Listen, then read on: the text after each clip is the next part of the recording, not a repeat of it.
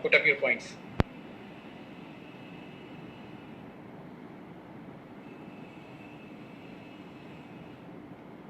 Your mic is not unmute, sir. Your mic is not unmute, please.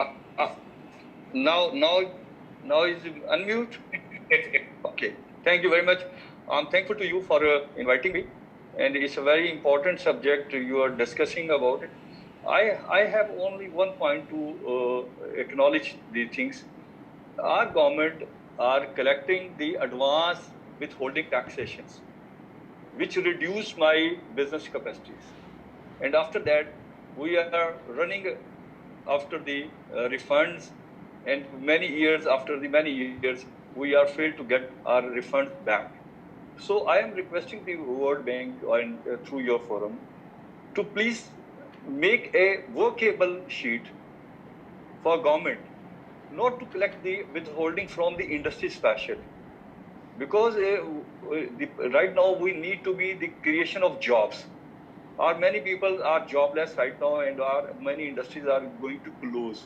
And we have no sufficient funding, and Pakistan is not the country there. The people are working under the strong feasibilities.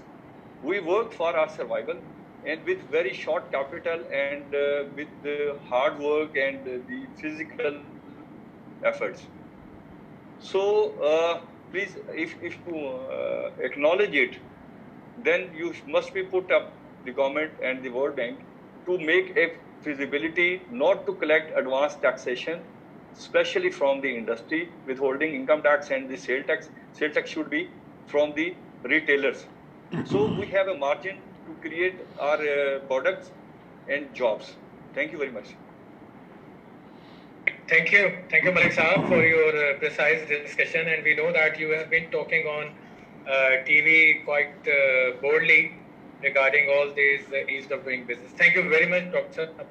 Malik Saab. And now, Dr. Saman Yazani Khan, Lahore Board Member for All Pakistan Business Forum, and she is Director of Center for Health and Population Studies, and she has a very long resume working with world international organizations and different things. Dr. Saman Yazani Khan.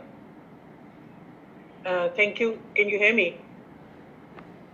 Okay. Yes. All right. Thank you so much. Thank you, and thank you for inviting me to this meeting. I heard Mr. Gonzalez's presentation. Although we have a few problems with the audio, but nonetheless, I tried to listen to his presentation, and I'm very happy to see that the World Bank is working and trying to promote and support the industry and the government of Pakistan in this current situation.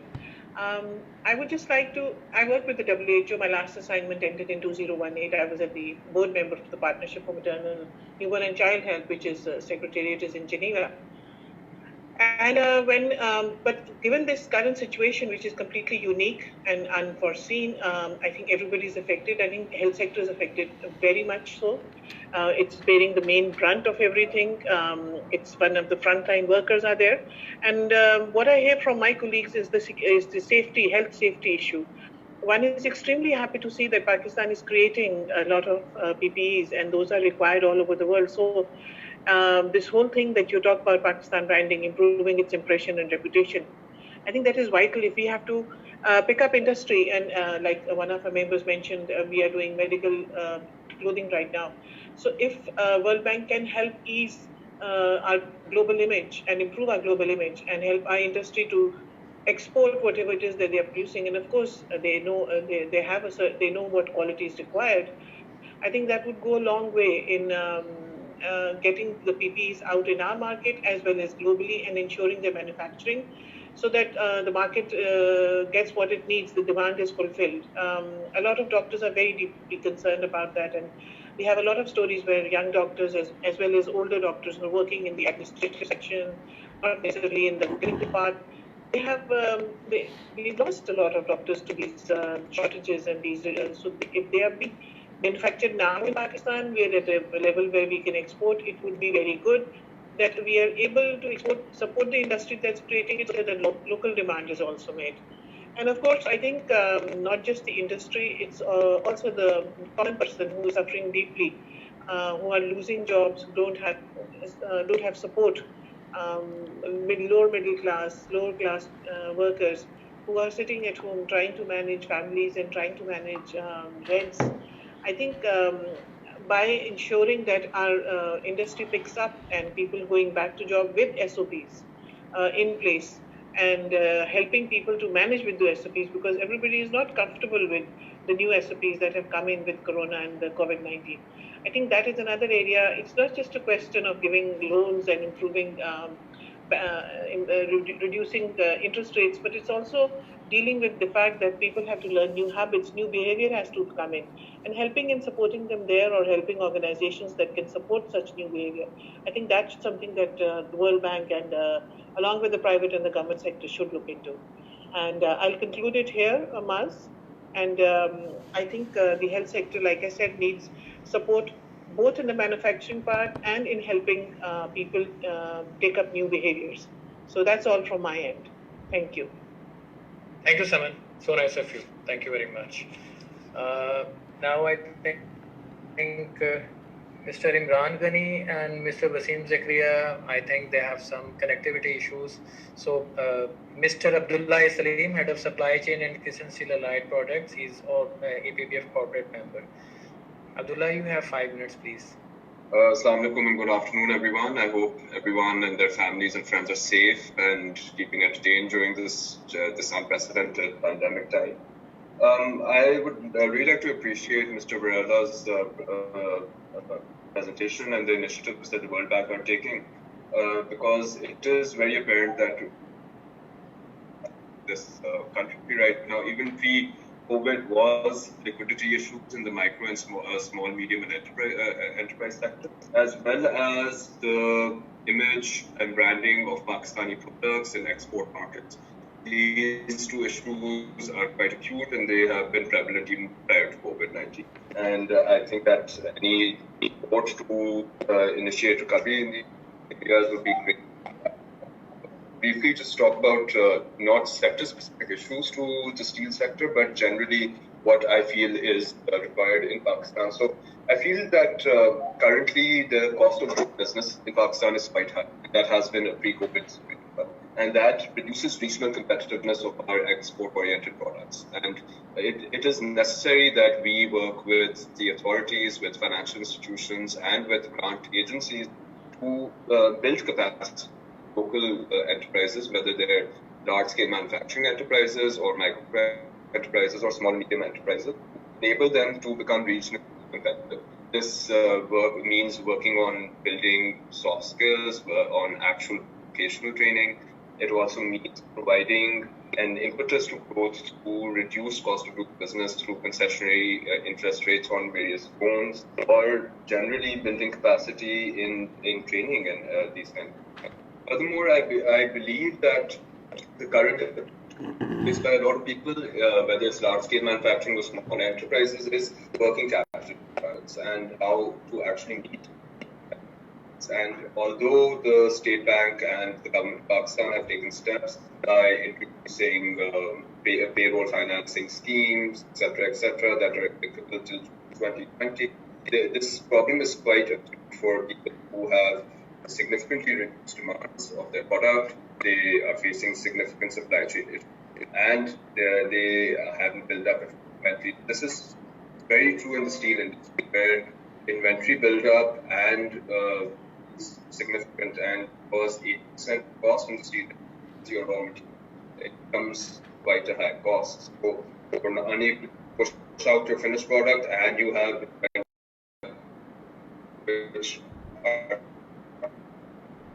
to the bank, and you reduce some of the pressure on pending and deferring actually long-term loan payments, short-term loan payments, or other financing arrangements with the banks would actually go a long way. So I think how the World Bank could actually help here would be to, as they're already doing, providing human resource optimization programs.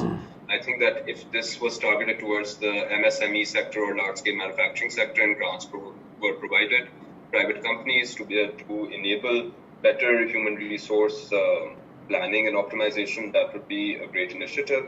Furthermore, some sort of deferment scheme for to meet working capital requirements would also be appreciated, definitely. And tariff rationalization, this is the last area that Ministry of Industries and Ministry of Commerce can actually work on, because especially in the steel sector, the concept of cascading duties is not prevalent, and generally in a lot of steel products, the price of finished goods and the price of raw material, there's a very very low variance between the duty structures and the tariff structure right there, which makes locally produced products not competitive in the local market as well, where imported products become more competitive against domestic products. Definitely, tariff rationalization is something that is required. This is already being proposed in the current budget, where they're reducing the number of tariffs for various items. So hopefully that would bear some fruit. And finally, I believe that microloans is something that the World Bank should definitely consider to support the micro sector, especially because with layoffs and furloughs and all of these things coming into play later on in the long term, next few years, because of COVID, a lot of people would need to be entrepreneurial and would need to seek out opportunities on their own. And to be able to do that, there needs to be a microloan program in place. This is my general feedback on this session. Thank you. Thank you, Mr. Abdullah. It's very nice. So now Mr. Nasri Liza has just sent a message that I am on another call. So he will be joining us now. Mr. Naeem Chaudhary, Marine Director of Raza Rayon. He is APBF National Board member and he exports silk and other stuff to rest of the world. Mr. Naeem Chaudhary. Assalamu alaikum, Maaz and Mr. Gonzalo. Thank you very much for inviting.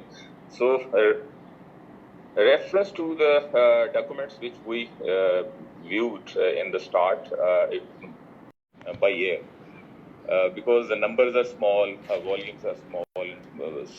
And you see the rates. Import, it was previously $2 per kg we were paying from Korea, and now we are paying almost $6 plus. And previously we were sending from Pakistan almost $1, and now we are paying $5 per kg. You see, our all profitability is gone, nothing. So you see how SMEs and particularly export-oriented sector can be facilitated. So the only solution which I was just thinking that how we should explain. So the wages thing, that I think very difficult for us to manage. So only one thing is that some financial supports, and with the lowest markup already, many friends mentioned here that what should be the financial rates be there.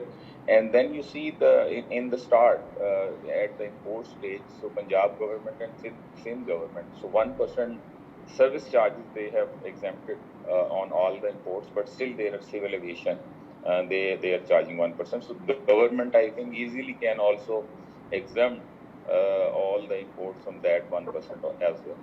You see, the practical approach is important to see that easily and speedily these things can be supported to SMEs particularly. So, Maaz, thank you. Thank you very much. Now, Mr. Nasri Lizia, Director, Masood Textile Mills Limited, and he is a national board member of All Pakistan Business Forum. Masood Textile is one of the biggest exporters of textile from Pakistan. Mr. Nasri Lizia. Thank you, Maaz, and good afternoon to everyone. Basically, I would like to contribute on two issues. Number one is, as you know, after COVID-19, it is too much difficult to reinstate or continue the business with same pace or frequency as we were doing before COVID-19. So we have almost 20,000 employees working with us right now. So this is a huge number. So I would like to suggest that government should contribute at least 50% of salary, because most of them are staying at home and we are paying them a full salary, and it is too much difficult to continue with the same zeal and zest, because you know it all depends on profit and loss. And second one is that the government is doing a better before 2-3 months, but still we need to enhance a contribution on utility bills like SNGPL, gas, electricity, and other utilities and taxes. So this is very important to survive for the survival of the industry and continue the business in Pakistan. Otherwise, it will be too much difficult to continue to other.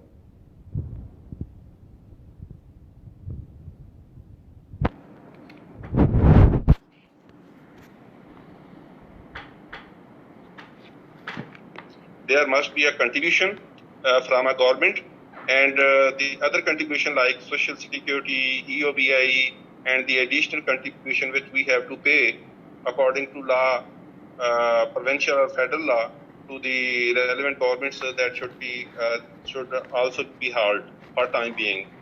But the facility of medical must be continued from the government. In addition to this, I would like to suggest the forum that the test we are conducting the test if someone have a little bit a symptom relevant to COVID, we are going immediately for test. Fortunately, there is almost no one we have COVID-19 who are continuing their jobs right now. Almost 10 to 12,000 are continuing and 8,000 are staying at home. So government must have a facility, especially for industry or in the export-oriented industry, that these kits should be provided at workplace. So if someone have any problem, we can go immediately for test. Otherwise, we are also implementing SOP drive by provincial and federal governments that are religiously implemented. So there are two or three things. Number one, we need to ask provincial and federal government to contribute a little bit on salaries. Number two, utility bills should be decreased for time being, and the additional contributions like EOBI, social security, that must be halt till the improvement or the situation is improved in country. Thank you. Thank you, Nasir Saab. Thank you very much. These are very valuable points, and we really appreciate companies like you, Christian Steel, who are exporting and making it good. We have our R&D team head, Mr. Yusuf, with us. Yusuf, you have heard everything. Would you like